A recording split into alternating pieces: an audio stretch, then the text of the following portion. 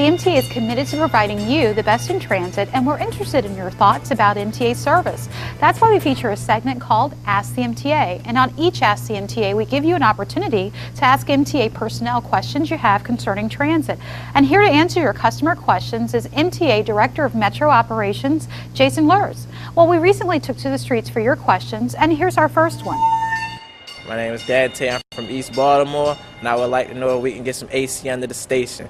So Jason, here we go. We have a lot of folks who often ask, what's going on? It's too hot in the station, it's too cold in the station. What's the real deal with this?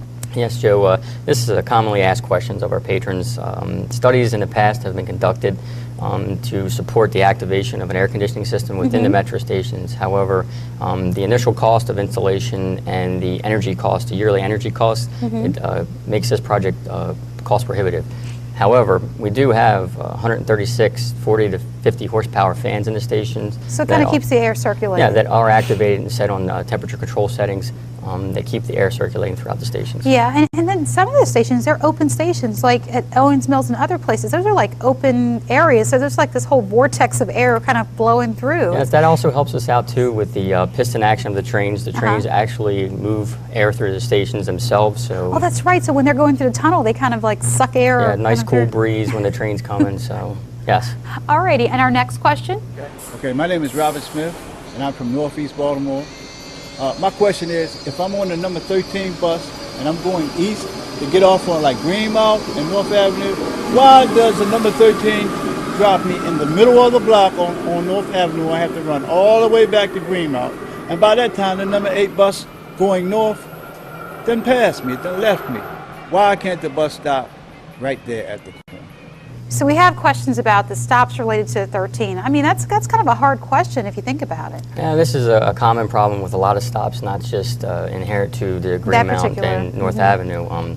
There are several considerations and variables that are factored into the placement of all MTA bus stops. However, at this specific location, some of the variables included the Baltimore City Transportation Department, Department of Transportation, due to the proximity of the bus stop close to this major intersection, Greenmount and North Avenue. Yeah, that is a big intersection. They had to push it back to prevent gridlock and backups from the buses stopping other traffic. Yeah, because right there, it's widened like a little place, and I know that the 8 comes down like up and down Greenmount, and you have to pull in a little bit, and in fact, the road widens so that the buses can pull in there. So I think it's probably safety. There are a number of different factors that influence that. Yes. It's not just to inconvenience the customer. It's actually kind of to keep them safe. Yes. Alrighty, and our next question? My name is Marshawn Young. I'm from Baltimore, Maryland. I use the Penn North subway station stop.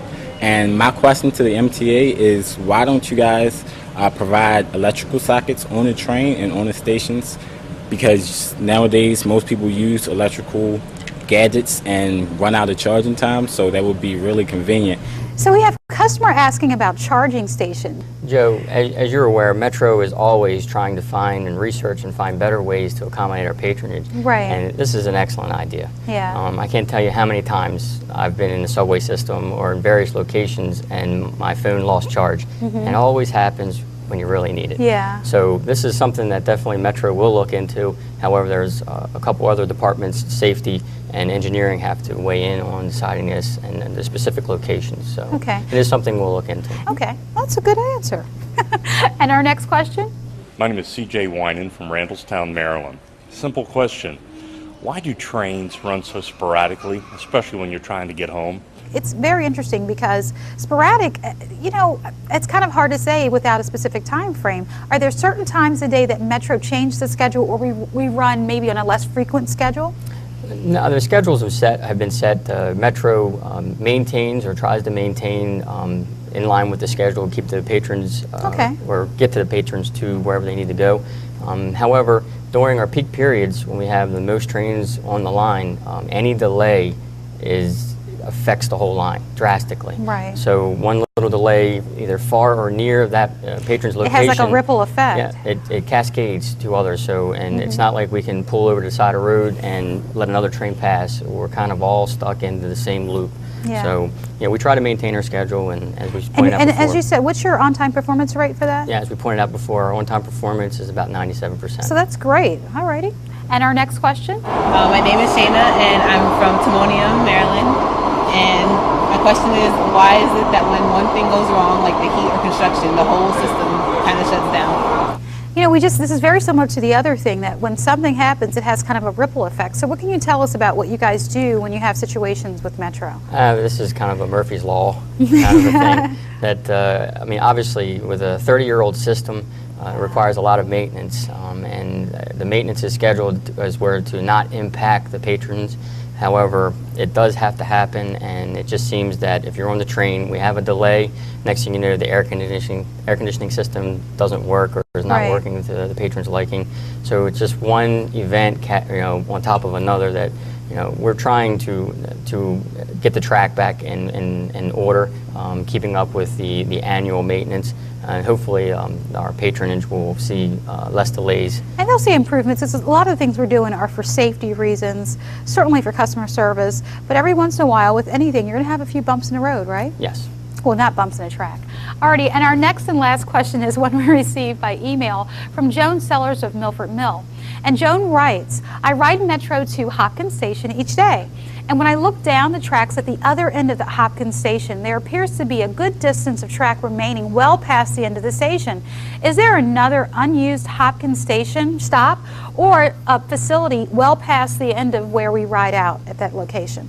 So what's the secret? Is there a secret cavern or, some other thing at the end of that Metro platform that you want to tell us about? I wish there was another station. I wish there was 27 stations in the Metro subway system. However, no, that's we call it a terminus. That's the tail track for Johns Hopkins. That's where we store trains for emergencies. In foul weather, we try to have the majority of our trains underground, so we store trains in the tail track. We also store track maintenance equipment. Okay. And there has been rumors that there is a piece of equipment buried behind that brick wall. Well, we don't know. So it's not a secret bomb shelter, because I was trying to look for a place where I could go and hide out. No. Well, thank you so much, Jason. You are a wealth of information. You have to come back, because I know there's always something interesting going on at Metro. And my compliments. I drove by the Reisterstown station one night. It's just incredibly beautiful. You do a wonderful job. So thank you so much. And Charles Center, too. Yes. So incredibly beautiful. So you come back and keep us informed about all this great stuff that you're doing at Metro. I mean, it's just great. I certainly will. Thank you. And if you have questions you'd like to ask the MTA, visit the MTA television show link at mta.maryland.gov or drop us a line or check us out on Facebook or Twitter. Thank you for joining us, and we'll see you next time. Take care.